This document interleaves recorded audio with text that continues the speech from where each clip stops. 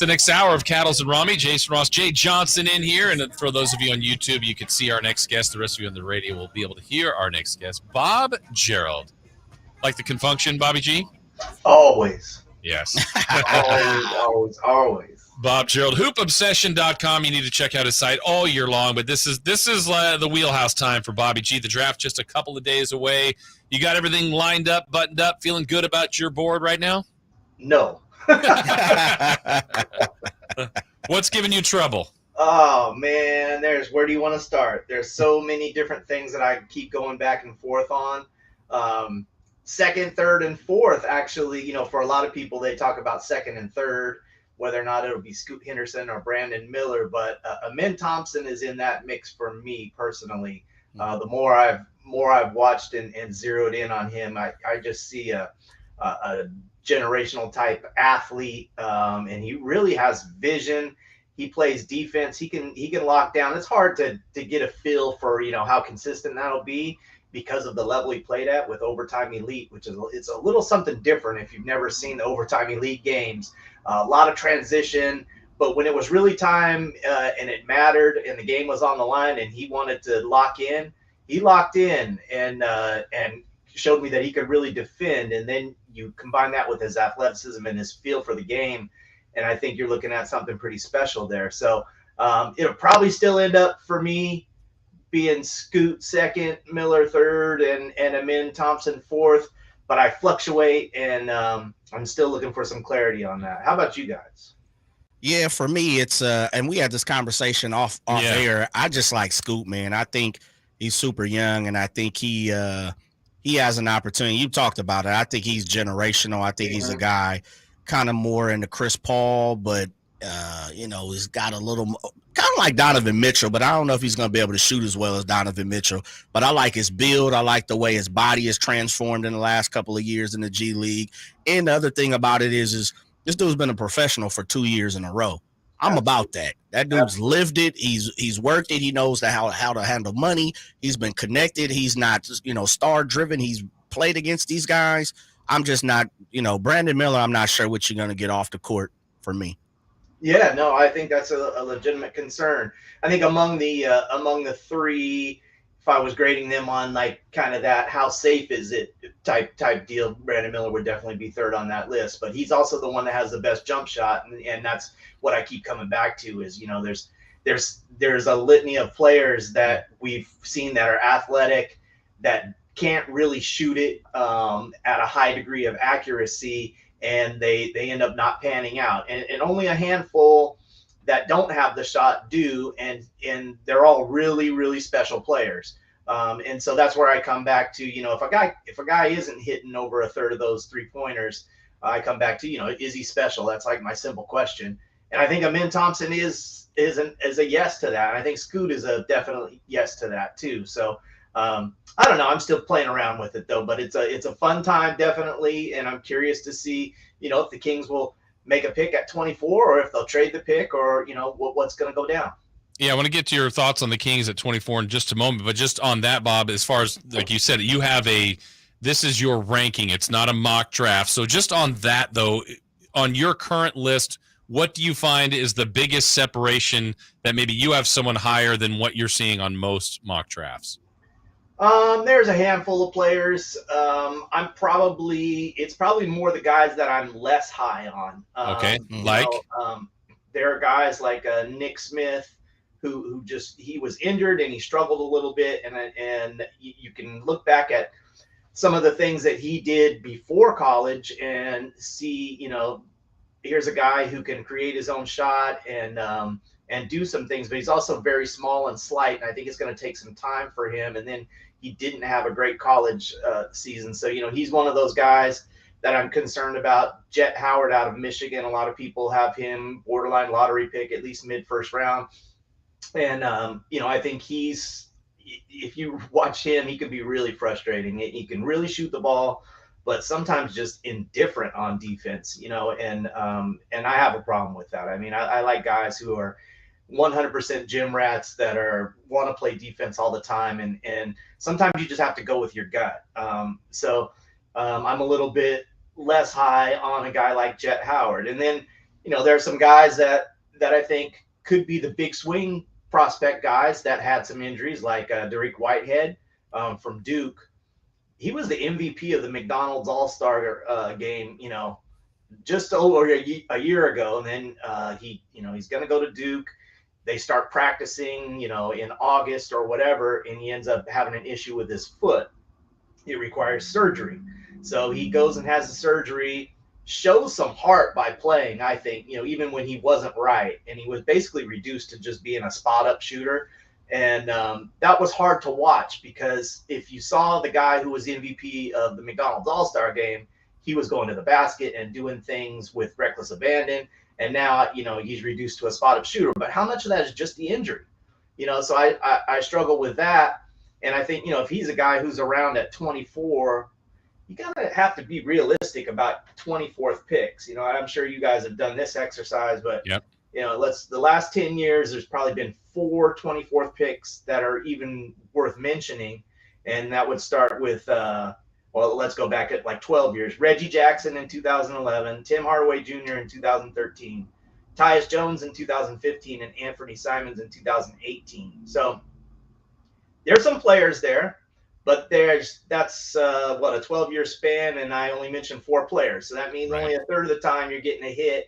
And when you're getting a hit, you're talking about borderline, guys. I think Anthony Simons is probably the best of that group, in my opinion, still with some upside to go.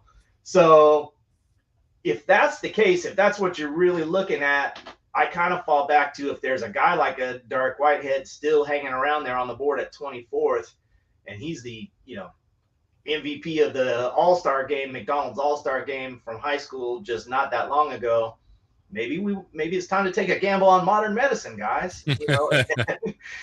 And that how that goes, right? Yeah, right. You got Joel Embiid. He's a win for modern medicine. You got Harry Giles. That's a swing and a miss for modern medicine. People forget that OG Anunoby was hurt when he was drafted and wasn't able to work out for teams, and it took a while for him to get his thing going.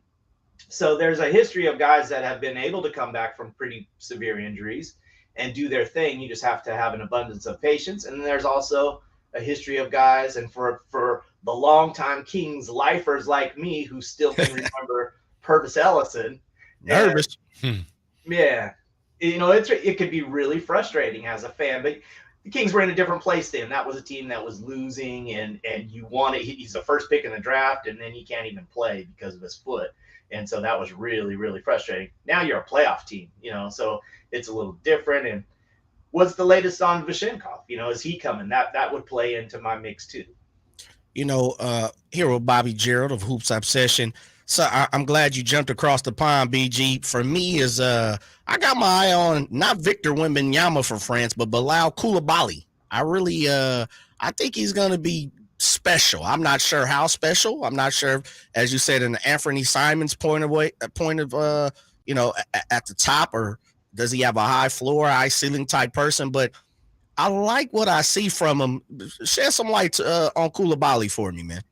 I agree with you on Bilal Coulibaly. I think he's a guy who is probably going to be off the board at 24. That's my guess. He seems to be moving up and gaining some steam, but he's a speedy, versatile, young guy. I think he has a chance to be a starter in the future. He's only 18 years old, long legs, long arms, and kind of got a chance to play meaningful minutes after an injury to a teammate. And then once that happened, he showed that he could hold his own against the grown men in the French GP Elite League. 34% from three-point range, pretty good vision, really good at driving to the hoop, takes long strides, uses the Euro step, all that stuff.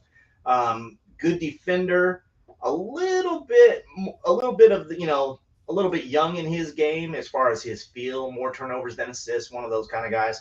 But I think the package is definitely there, and it starts with defense for him, Jay. And I think, if the Kings are going to get better, one of the areas they've got to get better at is defensively on the wing. I'm talking with Bob Gerould here from hoopobsession.com. Quick thought on this, just overall thought, Bob, on the draft itself. We know the top 4 now, 3 to 4 sound really strong. Just in general, how does this compare to others? I think, Jay, you were telling me you're hearing like the next 2 drafts actually might be considerably lighter. Are you hearing some of the same things, like this is kind of the best draft we might have in the next couple of years? As far as how I do it, I'm probably not the guy to ask of what those future drafts look like. I really get locked in on this particular one, and I think this one's pretty good. I think it falls off a little bit. There's a certain point where you're really kind of throwing darts, in my opinion, in the second round, and then a little bit deeper. And the thing is, guys, there's probably going to be more players out of this draft and from the G League because we're adding 30 new roster spots to, with a third two-way player. So last year and this year, there's 58 draft picks. 2 were taken away because of penalties. Last year, there were 28 players that went undrafted that also were added to that 58 that played in the NBA. So that's 86 players right there. Now we're going to add 30 more spots. So I think there's a chance for some guys who maybe didn't make the cut the last year or the year before that to now slide into some of those two-ways. I think guys that are undrafted this year, it'll probably go, pretty deep with some guys, in that range. And as Jeff Petrie would always say, beauty's in the eye of the beholder. You might like Xavier Castaneda from Akron, who's a really accurate shooter that nobody talks about. He might be a guy that slips onto a summer league team and then ends up, making a two-way roster, or someone in the G League like that. There's definitely going to be some guys that follow that path of Austin Reeves or, some of the other undrafted players that have made their way kind of through the back door into the NBA. All right, Bob, hang on tight here. We're going to take a quick 1-minute timeout. We got more with Bob Gerould here as we continue with Cattles and Rami, Jason Ross, and Jay Johnson in here. Bob Gerould, our guest from hoopobsession.com. Much more on the draft. We'll be right back right after this on Sactown Sports. Cattles and Rami. Sactown Sports. I always wanted to learn Spanish, but I never thought I'd have the time. Then I discovered Babbel. Babbel's lessons are fun. They only take like 10 or 15 minutes, and in 3 weeks, presto, you're starting to speak another language, like magic. I love that Babbel's lessons aren't just robots talking. They're voiced by native speakers, so you get the pronunciation just right. If you want to learn a language, there's no faster, easier, better way than Babbel. Babbel. Babbel. Go to Babbel.com to try for free. That's BABBEL.com. Babbel.com. With you 1 mile at a time during the afternoon drive. Cattles and Rami. Sactown Sports. All right, show rolling right along. Jason Ross, Jay Johnson in here on Cattles and Rami. Bob Gerould, our guest from hoopobsession.com. BG. Bobby, got to ask you about. I'll ask my typical UCLA question. You got a couple of Bruins up there, and I know Jaime Jaquez was maybe going to be a late first rounder, maybe even second rounder. Seemingly, he's moving up, and I saw today that he was invited to the green room. Should we read more into that? I think you have him pretty high on your list in that top 20. Where do you think he may land? I think Jaime Jaquez will be the guy that makes some GM look bad because he's going to outplay and outperform one of these young kids that someone took a swing on. That's generally, we see that all the time. People discount the seniors. So in the last 5 first rounds, there's been most seniors been drafted is 3. Wow. So yeah, isn't that crazy? Yeah. And 1 year there was only 1. So it's just the reality of what it is. They're discounting the seniors. And I get it. I mean, because if you really look at the progression in efficiency that players make from their freshman year to their sophomore year, that's really where the biggest jump comes. Then sophomore to junior, you get a little more of a bump, and then junior to senior. So if you're projecting, you try to look at the freshmen, give them that bump that you would see by the time they're a senior, and most of the times that would raise them above the seniors. If you're looking at it from an analytics standpoint. But Jaquez he's just so dependable. He understands what it takes to win. He can do a little bit of everything. He plays with force. Pac-12 Player of the Year I think the one question mark with him is going to be the shooting. He shot 31.7 from the college 3-point range, which, is going to be way under for the NBA. He converted 77% of his free throws. He plays defense. He's a positive defender. Finished second in the Pac-12 in box score plus minus the last 2 seasons. Showed that he's a little bit more of an athlete than I think some people think. He had a 39-inch max vert at the draft combine. So he's jumping like you, Bobby. Yeah, man. We're, right. We're up there taking quarters off the top of the backboard. That's right. So so Jaquez, he's going to be one of those guys. He may never be an all-star, but I bet he's a really good player on an NBA team for 8 to 10 years. Trace Jackson Davis out of Indiana. I know we're talking about, when you're talking about a 23-year-old in the NBA draft, that is almost elderly. You almost need an AARP card to come in the NBA at 23. But Trace Jackson Davis, what's your take on Trace? And he's a rim runner. I know it doesn't seem to be the best shooter. 6'8", he's versatile is kind of what most people are saying about him. What's your thoughts on Davis? He's interesting because to me he's a center, and he's a 6'8", 240 center. So he has a 7'1" wingspan, so he plays bigger than his size, but he is going to be a small center. He's got narrow shoulders, but I like him. He has quick feet, a quick second jump. He beats slower bigs, off the dribble. If you put him in the high post, he's a good passer. Averaged 4 assists this year. Fierce defensive rebounder.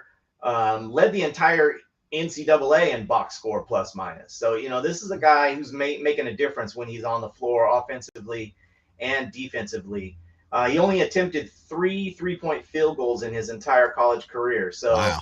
Yeah, right. So you're looking at a guy who's he's just not going to shoot it. I don't think people want to talk about him being a forward, and I think he could get down and probably guard some 3s and 4s. And that's the conundrum with him. Offensively, he's a 5. Defensively, he's much more of a 4. And so what's going to happen when he has to guard a big 5? But as we see in the NBA, there aren't that many huge big 5s, and most of them are starters. And I would think that Trace Jackson Davis would be coming off the bench and guarding probably the backup 5s. And, if you look at him in that case and he's available with that second pick, I would think you might want to swing away there. Heck, I might even swing away for him with that 24th pick, depending on what's. He sounds like a quick-footed Kayvon Looney. Yeah, I mean, and we all saw that the Kings could desperately just use some rebounding and some defense. Jackson Davis, a really good weak side shot blocker, but he's just thin. I think when we see him on an NBA court, we're gonna be like, wow, damn, he's a center. You know what I mean? Yeah. He's kind of one of a little bit like Metu. Metu's playing undersized at the center, but Chimezie gives you the element of at least some hope of a 3-point shot, whereas I don't see it with Jackson Davis, although people say in his workouts he was shooting it, but how workouts are. Yeah. Talk with Bob Gerould here of hoopobsession.com. Bob, I don't know if this is too basic of a parallel here, but we've all done fantasy leagues, and one of the things I do in mine when I kind of evaluate who's drafting in my league near me, and I go, sometimes there's a guy that always drafts that's the guy I was going to take, or you have people that are always taking something different, and it just makes it easier if you're around them because, I don't know, they're just doing something different than me. With that said, a couple of picks before the Kings are the Lakers, the Heat, and Golden State, who I think are all in similar positions to the Kings, that they're good. They want someone to make them better. Where the picks right before the Kings are Houston, a couple times I think Portland and Brooklyn, who I think are in different spots. What kind of a factor do you think that might be, if anything, in the Kings draft, knowing that you've got teams several picks ahead that are probably in a similar spot versus the teams that are right next to them that might be going for big hits? Yeah, I think you definitely gonna want to monitor that. You don't want to pick a guy. We all go back to the Vlade pick with Papagiannis, right? Mm-hmm. And everybody felt like you could have had Papagiannis in the second round, but he used a first round pick on him. So I think you have to be really cognizant of that kind of stuff. But you also don't want to be left out to dry. If there's someone you really like, I say step up to the plate and take them, regardless, and try not to play too many games with, will they still be there when my second pick hangs around. So again, it's kind of just be on a feel basis and what you would think. And I think, I've got a lot of confidence in Wes Wilcox and Monty McNair. I felt like for a long time we needed someone who not only was using the eye test, but also was data informed. And I believe those guys really are data informed, as well as having a good eye for talent. I can't have any really dispute with anybody they've picked other than those second rounders the first couple of years, that didn't pan out. But I mean, hey, they were second rounders, so not that many second rounders are going to pan out. But then every once in a while, you find a pick like Jokic at 41 and do a little championship dance like Michael Malone. That's right. Dude, how much fun was he having at that? He's getting it in, brother. Yeah. Hey, I would too. You would believe me, I would be off my Richter scale if I won a championship. BG, man, real quick, because time is of the essence. I'm gonna shoot a couple of names at you real quick, rapid fire for me. Everyone around here is enamored with Chris Murray, just based off the fact that he is Keegan's brother, and they're twins. The other name for me that I see quite a bit around here is Amani Bates. And I like what I'm a big fish, go home. I'm looking for the big swing. Go big or go home. Amani Bates for me is that person. Talk me off the ledge of why we shouldn't get Amani Bates. Amani, like for me, the defense is the biggest issue. He's such a scorer, and he just hasn't shown a propensity to care too much about defense. Defensive rating was worse than his team's defensive rating, even at Michigan. Definitely can shoot it. I'm a believer in his shot. I believe he can shake. We're talking about Amani Bates. He measured at 6'8", and that was in bare feet at the combine, but his wingspan's only 6'9", so he gets an extra inch there. Didn't show much speed, really slow in the three-quarter court sprint time. Max Vert was only 32 inches, so I don't think he's a great athlete. And he had way more turnovers than assists. So I think you're looking at a project there. If he was there in the second round sometime, Jay, I might give it a chance, because he definitely can shake, and his crossover dribble and hesitation moves, all that stuff to create a shot is for real, and I believe in his shooting. But he's just looking to score. And I'm not sure in the NBA that he'll ever have the ball in his hands that much. I just don't think he's good enough to demand the ball, that much. Chris Murray, I do like. I think he can score in a variety of ways. Kind of a jack of all trades, a little bit like Keegan. A really good cutter, can score in the post, can hit jump shots. There's not much Chris Murray can't do. I think he's a plug and play type guy. So that'd be my take on both of those. Wow, that's it's cold world, Jay. Yeah, it sounds like Chris Murray's coming over here to Sacramento, man. The way you talking, real quick, BG, Bobby Gerould here from Hoops Obsession. I got to ask you, brother, what's the new kicks to the collection, my man? I know I see you with a little background action. I know you got a couple boxes on your right side. Come on now, what you got? I'll just show you these. These are at least the latest ones that I'm proud of. Okay. And I'm not really that much of a sneakerhead. I want to qualify it a little bit. I just am very particular, and if I see something I like, I will pick it up. I got these Kobe Miles Davis joints right here. Yeah. So yeah, you can see those. They got like they're called Kinda Blue, which is the Miles Davis album, right? Yes, sir. Yeah. So yeah, that's the latest and greatest. Those look good. Man. Yeah. Oh those yeah. I love these. I only wear them on special occasions like the Kings games. Yeah.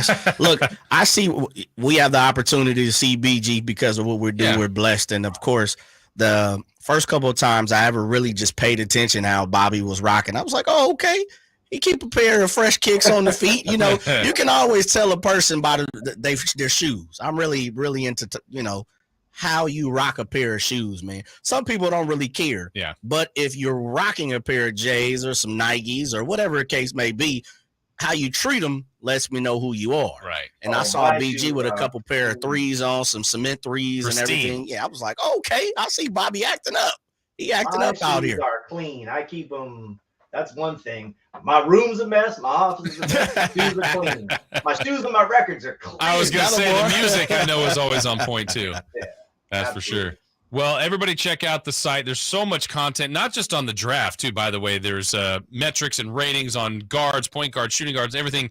Hoopobsession.com. Bob puts in a lot of work there. He's a basketball fan, first and foremost, does great work. Bob, we always appreciate your insight, and we'll look forward to talking to you again after the draft. Thank you guys very much. Always good to be with you. No All right, doubt, that's man. the great Bob Gerould, hoopobsession.com. I was actually looking as you asked about Imani Bates. I'm like, where is he on his board? He's off the board. He's not even on the board. Yeah. I know. He's on the after party. Yeah, I know. I saw that, man. He's got to